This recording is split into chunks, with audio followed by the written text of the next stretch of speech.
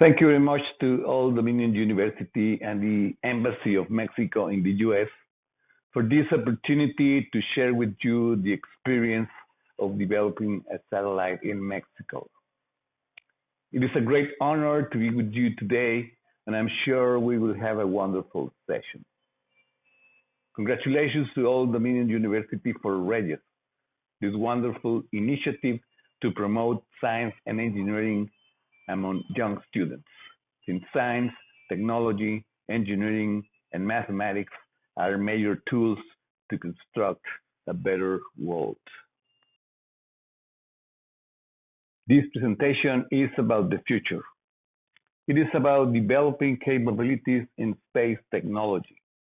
And although these capabilities are very important today, they will be more important in the future, since they will help humanity face many challenges that will appear in the years to come, like scarcity of natural resources, the spread of diseases, and climate change, among others. What I'm going to present here is a story of the development of a space project by a team of students like you.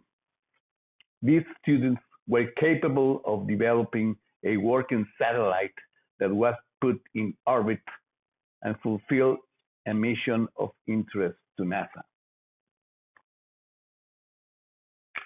These are the topics that I'm going to cover. First, I will emphasize the value of space and tell you about the new opportunities that we have right now to create space projects due to recent changes in space technology.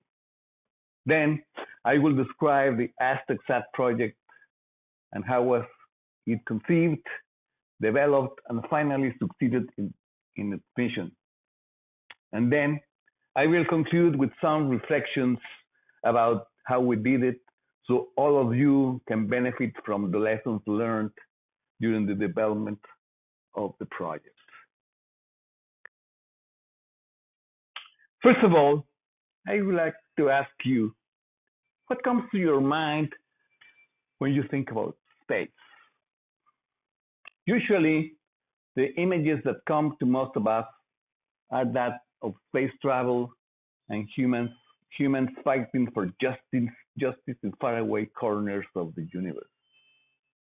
This is okay. However, space is more than that. Space technology gives humanity many benefits that we usually are not aware of. Those benefits are so common to our lives that we often forget that they come from space technology. Think, for instance, of navigation and positioning. Everybody has a phone with a GPS receiver that can give your accurate position on Earth at any time.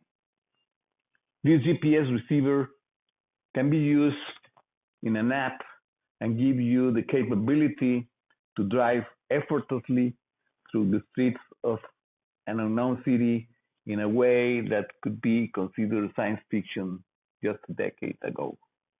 So, space is more than Star Wars. It is technology worth pursuing. So, there are many applications and benefits of space for all of us. And here I will present some of them. Satellites can communicate remote regions of the world where regular services like optical fiber have not been deployed for economic reasons. Also, studying our planet from above allows us to get a complete picture of processes on Earth at a global scale. For instance, in this animation, we can see the remote sensing fleet of satellites from NASA that are gathering the diverse types of data to study our planet and help us in many tasks, like predicting the weather, helping farmers to grow better crops, and mitigating natural disasters, among many other things. There's, of course, the application of navigation and positioning that I mentioned before, as well as many other applications related to science and technology among others. A few years ago, it was crazy to think about the possibility that a team of university students could develop a real space project with the result of having a satellite orbiting Earth and performing a useful mission.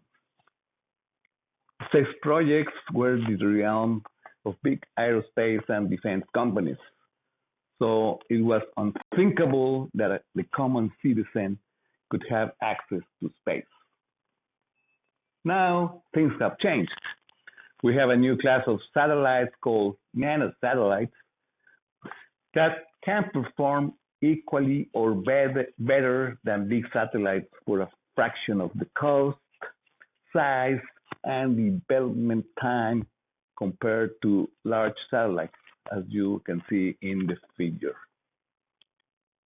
Both satellites, as you can see, are Earth observation satellites, but the one on the right, which I'm holding in my hands, is much smaller and cheaper than the one on the left, with the additional advantage that the small one can be produced in months, whereas the large one needs several years for its development.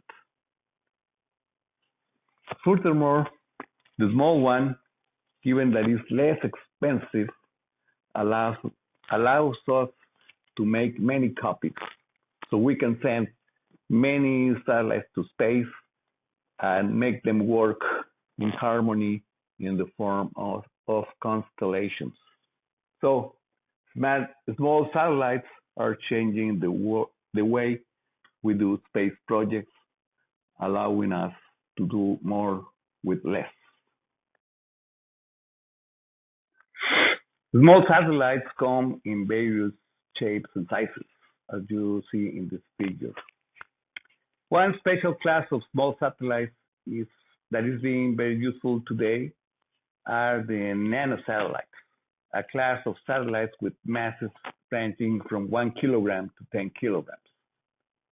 This kind of satellite is very special because the CubeSat standard, a development that was created almost 20 years ago by a couple of university professors with the intention of making real space projects accessible to university students. The CubeSat standard is based on the shape of a cube 10 centimeters by 5. One cube of this dimension is called a 1U or 1 unit CubeSat. As you see, this is a very small size, but given the capabilities of electronic systems today, it can have all the functions of a complete satellite. The CubeSat standard allows you to have other sizes like 2 units, 3 units, and so on, and they are called 2Us or 3Us and so on. This capability allows you the creation of more complex satellites as required. But the most important feature of CubeSats is precisely that they are part of a standard. This allows for interchanging of parts and easy interfacing to launch vehicles. To date, the CubeSat standard is very mature, and it is very well accepted within the space community. There are many companies in the world producing all kinds of CubeSat subsystems. So you can develop your space project by purchasing most of the parts instead of developing them by yourself, a task that could be very cumbersome and risky. This fact has resulted in an almost exponential growth in CubeSat-based space missions, as we can see in the graph. Now that we know what a CubeSat is, let's talk about the AztechSat project. The AztechSat project originated from an agreement between NASA and the Mexican Space Agency, where NASA was interested in testing inter-satellite communications for future space missions and asked AEM to develop a 1U CubeSat that could test this concept. The deal established that in return, NASA will provide technical advice, environmental testing of the satellite being developed, and the deployment of the satellite to the International Space Station. On May 2017, AEM transferred the project to a Mexican university with the condition that the development were done by a team of students and the commitment to finance the project. UPAEP, a university in the Mexican state of Puebla, agreed to the deal and the project began. The idea of AztechSat was to develop a one-unit CubeSat for deployment from the International Space Station capable of establishing communications with a constellation of commercial satellites operated by a company called GlobalStar, a company that delivers commercial satellite services to users all over the world. So the mission of AztechSat was a proof of concept. Here we can see more clearly what the mission is about in terms of the concept of operations. Once the AztechSat is deployed from the International Space Station, it orbits the Earth at a height of about 400 kilometers. At that orbit, it has to communicate via a radio link with the satellites of the GlobalStar constellation that orbit the Earth above at 1,400 kilometers. At any given moment, there are 32 GlobalStar satellites orbiting the Earth, as we see in the figure. So the AztechSat will contact whatever satellites are near, and once that communication is established with one of the satellites, the data sent by the AztechSat is resent to ground by GlobalStar and then to internet to become accessible to any user in the world. Accomplishing this task is very important for the space community because once that this is proven that this type of inter-satellite communications can be performed, other satellites can use this technology and communicate from space to the GlobalStar constellation without the use of dedicated ground stations. In order to accomplish its mission, the AztechSat requires a set of subsystems as depicted here. First, it needs a power subsystem that provides electrical power to feed the rest of the systems. This subsystem gathers its power from solar cells that convert the radiation of the sun into electricity. Next, it has an onboard computer to control all the functions of the satellite, and it also has a communication and tracking system to maintain contact with Earth in order to send data and receive commands. Finally, it requires an attitude control module that stabilizes the satellite and makes sure that its antennas are pointing in the right direction. This is required because when the AztechSat is deployed into space, it tumbles around. So it needs some kind of mechanism to make sure that its antennas are going to point properly. All the previous systems constitute what is called the bus of the satellite. In the same way, a bus is used for transportation. So the bus is the part of the satellite, all the subsystems that provide services to the mission. And this module that defines the mission, it is called the payload. In this case, in the case of the AztechSat, the payload is a radio module that is used to communicate the AztechSat with the GlobalStar constellation. It is worth noticing that the payload is the only part of the satellite that is unique. The other parts that constitute the bus could be generic.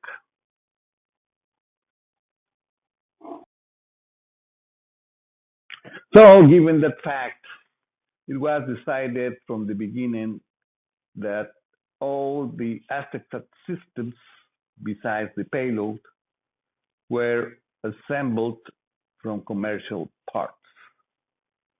This complies with NASA's philosophy of not reinventing the wheel, thus assuring reliability and minimizing risks.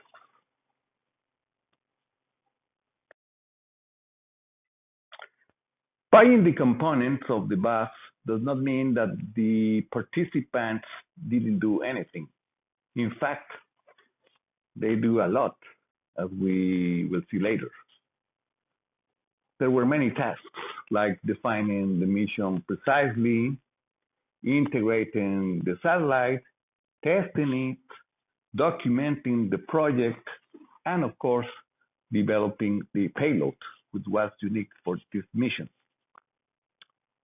Another very important part was developing the software that makes everything function according to the mission objectives.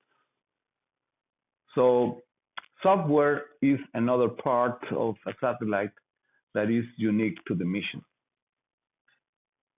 Once the AztechSat was built, tested, and deployed in space, the students operated the mission as well. So there was a lot of work involved, as you can see.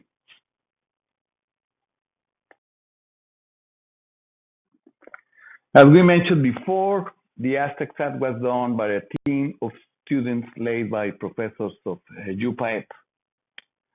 The team was separated in groups that were engaged in all aspects of the project, including developing the satellite, operating it, and dealing with regulatory issues, among many other things. This chart depicts the responsibilities of the different groups. In the next two slides, we will show their tasks in more detail. There was a group dedicated to project management, other to systems engineering, and many others dedicated to different aspects of the mission, as shown in this table. All the groups were comprised by students from different areas like electrical and mechanical engineering, communications, and software engineering, among others. So the project was truly multidisciplinary. Other groups were dedicated to interfacing the project with the launch service provider, operating the satellite, and even taking care of many regulatory issues. These latter tasks are very important in a space project and often are neglected by student teams. Focusing in these issues was critical for the success of the project, since if you don't cover the regulatory aspects, like getting the licenses for operating the communication systems from space, the launch provider won't allow you to put the satellite in orbit. Last but not least, there was a group dedicated to education and public outreach, responsible for producing documents in different formats like videos, brochures, and press releases in order to communicate the project to the public. In this group, there were students from non-engineering schools like cinema, art, and graphic design, among others. This shows that space projects can accommodate students from almost any discipline. Here we show the demographic distribution of the people that participated in the project. In total, there were 45 students led by 13 professors. Of this total, 19 were female and 39 were male. The majority of the students were undergraduate, and only 6 were from graduate school. The students came from diverse academic programs like mechanical engineering, aerospace engineering, automotive and design engineering, chemical engineering, as well as law, business intelligence, and audiovisual production and cinema, among others.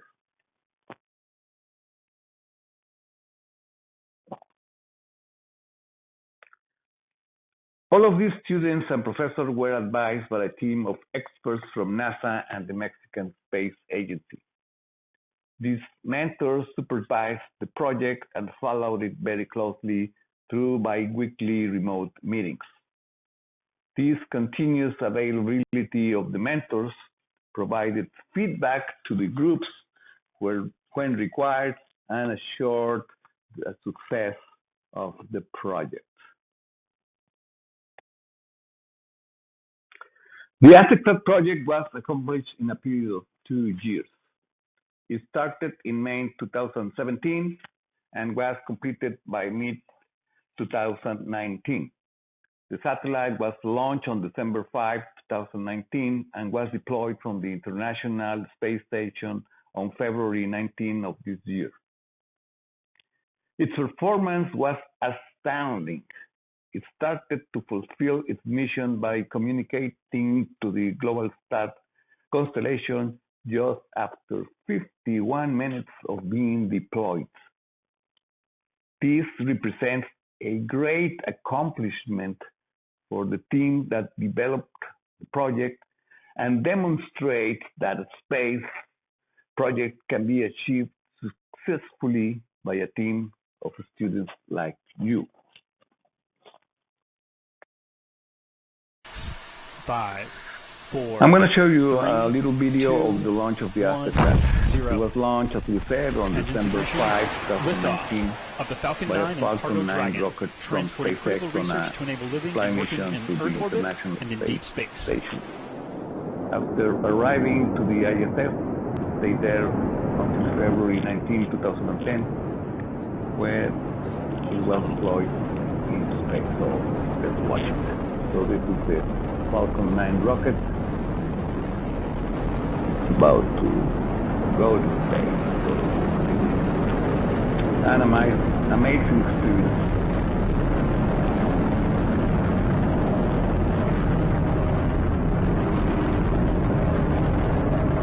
So I recommend every one of you, if you have the opportunity to go to a launch of a space vehicle, just go there. It's really an amazing experience. Vehicle supersonic.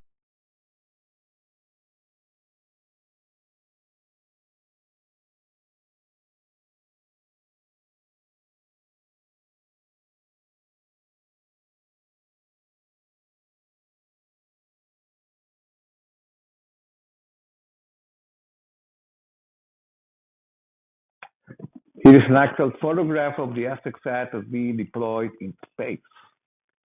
This is a magnificent shot. You can even read the word Mexico on the satellite. The other satellite is a 2-unit CubeSat that also was deployed in the same mission.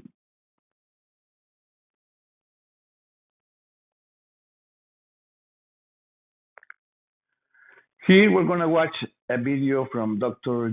Eugene Tu, the director of NASA Ames Research Center.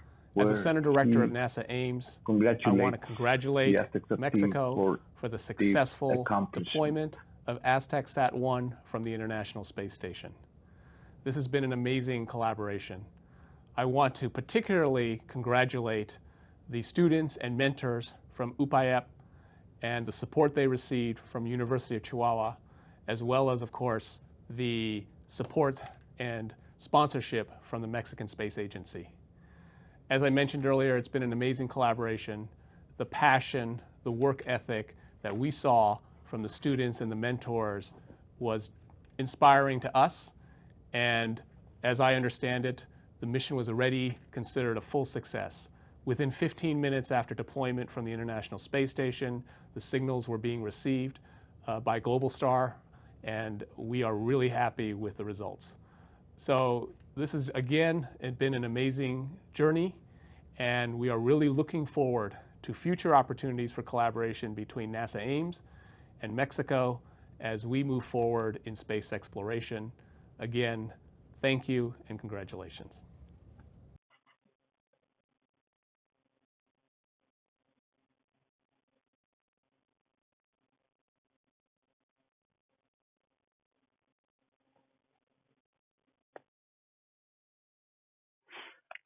The AztechSat project has been a wonderful experience to all participants. Here, I'm going to summarize some of the most important lessons learned through its development. First of all, and one of the most important lessons, is that planning is crucial. A space project is a very complex endeavor with many actors that requires careful planning from beginning to end. This includes planning not only for technical issues, but for other aspects that are sometimes neglected, like complying with rules and regulations. This is very critical because getting a license for operating the communications link in space, for instance, can take many months and sometimes years. Also, in a student project like this, the students constantly come and go, and some of them graduate before the project is finished. So you need a plan for that. Another important factor is strict adherence to NASA standards and methodology. This cannot be overemphasized because it leads to a path of success. NASA leadership in space technology cannot be contested, and it is very important to use this experience. Finally, a project like AztechSat requires a constant follow-up to correct any problem that could arise during execution, as well to mitigate any risks.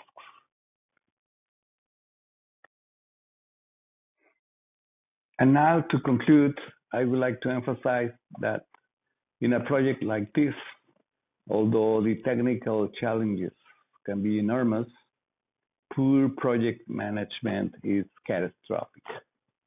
So a space project is much more likely to fail due to mismanagement than from technical incompetence.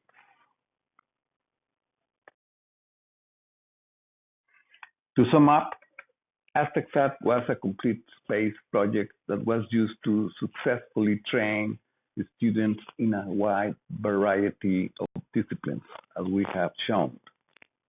Its model of collaboration is a successful example of what can be done to build space capabilities all over the world. And finally, the most important lesson that the AztechSat taught us was that space is accessible to all of us. And students like you can develop your own space projects. Thank you very much.